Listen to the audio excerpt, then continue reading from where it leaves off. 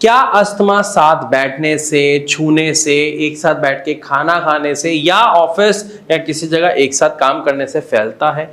अक्सर ऐसे सवाल हमसे पेशेंट्स भारत होम्योपैथी में जब वो अपने ट्रीटमेंट के लिए आते हैं तो पूछते हैं। और आज मैं डिटेल से आपको यहाँ पे समझाने की कोशिश करूंगा कि क्यों ऐसा लोगों को लगता है कि ये साथ बैठने खाने पीने से फैलता है और असल में इसके पीछे सच्चाई क्या है, असलियत क्या है।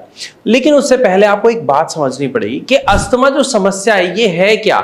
ये आपके एयरवेज में आई हुई स्वेलिंग और म्यूकस के प्रोडक्शन के कारण सांस ना ले पाना या सांस लेने में मुश्किल का सामना करने की एक समस्या है।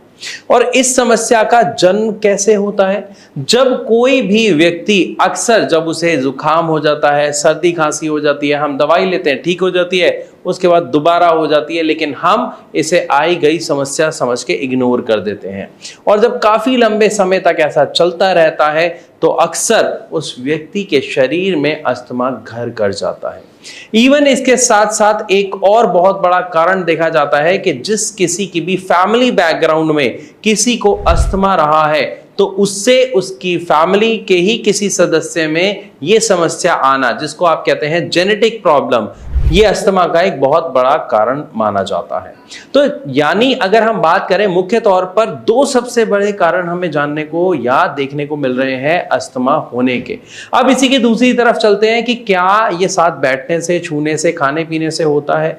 तो डायरेक्ट इसका जवाब है नहीं, बिल्कुल नहीं। ये कंटाजियस नहीं है, यानी छूने से, साथ बैठ के बातें करने से, खाना खाने से फैलने वाली समस्या नहीं है। इसकी समस्या का जो कारण है वो होता है आपके शरीर के इम्यून सिस्टम का हाइपर एक्टिव हो जाना। यानी जब आपकी बॉडी के अंदर जो इम्यून सिस्टम है वो हाइपर एक्टिव हो जाता है और सांस के द्वारा अगर आपके शरीर में कोई डस्ट पार्टिकल चले जाता है, कोई केमिकल चले जाता है, किसी तरीके का धुआं जाता है, तो हमारे इम्यून सिस्टम को लगता है कि कोई ऐसा सब्सटेंस हमारी बॉडी में एंटर हो गया है जिससे हमारे शरीर को बहुत ज्यादा नुकसान हो सकता है और वो उसे बाहर निकालने का काम तुरंत शुरू कर देता है। अब वो बाहर कैसे निकालता है? वो म्यूकस का प्रोडक्शन बहुत ज्यादा बढ़ा देता है। म्यूकस यानी बलगम का प्रोडक्शन, जिससे क्या होता है कि वो जो भी कण अंदर आया है वो आपके एयरवेज में ही ट्रैक हो जाए, वहीं पर चिपक जाए, वो आपके लंग्स तक ना पहुंच पाए। इसके बाद दूसरा वो एक और काम करता है कि आपके एयरवेज में वो इन्फ्लामेशन कर देता है, यानी सूजन कर देता है। अब सूजन से क्या होता है कि जो आपके एयरवेज में सांस लेने का स्पेस होता है वो काफी छोटा हुआ, काफी संकीर्ण हो जाता है, काफी कम हो जाता है, जिसकी वजह से एक व्यक्ति को अस्थमा का अटैक आने पर सांस लेने में काफी समस्या का सामना करना पड़ता है। इवन कई बार जब आपको छाती में जकड़न जैसी महसूस होती है, अक्सर खांसी के साथ बलगम आता है, सांस लेने में दिक्कत होती है, थोड़ा सा ही चलने में आपकी सांस फूल जाती है, ये सब जो भी लक्षण है ये इसी कारणवश दिखाई देते हैं क्योंकि आपके एयरवेज में इन्फ्लामेशन हो गई होती है, साथ ही म्यूकस का प्रोडक्शन काफी ज्यादा बढ़ गया होता है।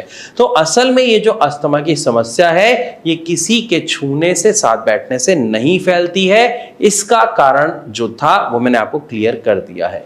फिर भी अगर आपके मन में कोई सवाल है तो आप अपना सवाल हम तक कमेंट के द्वारा पहुंचा सकते हैं या फिर नीचे दिए गए नंबर पर आप कॉल करके अभी भारत होम्योपैथी के डॉक्टर्स से बात कर सकते हैं। साथ ही साथ अपनी समस्या का समाधान भी जान सकते हैं। वीडियो अच्छी लगी हो तो लाइक करना बिल्कुल ना भूलें। साथ ही साथ ऐसी और वीडियोस के लिए हमारे चैनल को सब्सक्राइब जरूर कर लें। वन मोर रिक्वेस्ट, इस वीडियो को ज्यादा से ज्यादा शेयर करें ताकि लोगों को पता लग सके कि अस्थमा छूने से, साथ बैठने से, खाना खाने से नहीं फैलता है।